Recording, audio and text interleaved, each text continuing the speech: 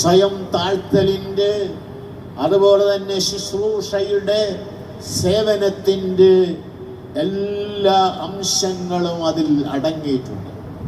ആ മാതൃകയെ ഇന്നയോളം മുറുകെ പിടിച്ചിട്ടുള്ള വിശുദ്ധന്മാരും ക്രൈസ്തവരും ഈ ലോകത്തിൽ ജീവിച്ച് കടന്ന് പോയിട്ടുണ്ട്.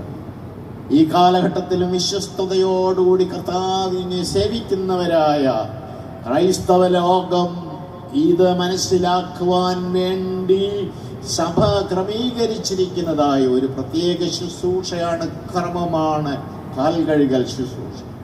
ഇതിൻ്റെ സന്ദേശം വളരെ ശ്രേഷ്ഠമായിട്ട് ഉള്ളതാണ്.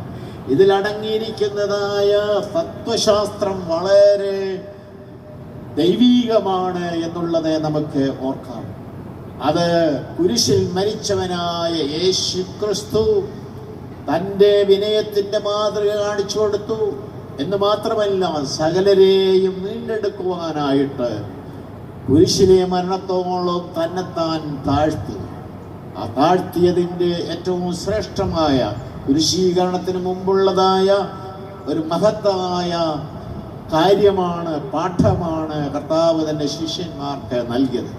ഈ കാലഘട്ടത്തിൽ നമുക്കതിൻ്റെ അർത്ഥതലങ്ങളെ നമ്മുടെ ജീവിതത്തിൽ എങ്ങനെയാണ് ഉൾക്കൊള്ളുവാൻ സാധിക്കുന്നത് എന്നുള്ളതിനെ കുറിച്ച് ചിന്തിക്കാം.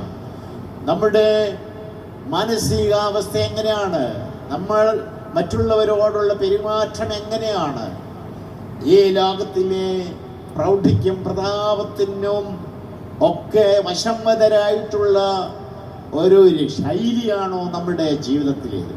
അതോ കർത്താവായ യേശു ക്രിസ്തു നമുക്ക് കാണിച്ചു തന്ന ശ്രേഷ്ഠമായ ഉദാത്തമായ ആ മാതൃകയെ ആത്മാർത്ഥമായിട്ട് നമ്മുടെ ഭവനങ്ങളിലും നാം ജോലി ചെയ്യുന്നിടത്തും നമ്മുടെ പ്രവൃത്തി ഉള്ളതായ എല്ലാ ഇടങ്ങളിലും അതിൻ്റെ പ്രകാശം നമ്മെ ഭരിക്കുമാറാകട്ടെ.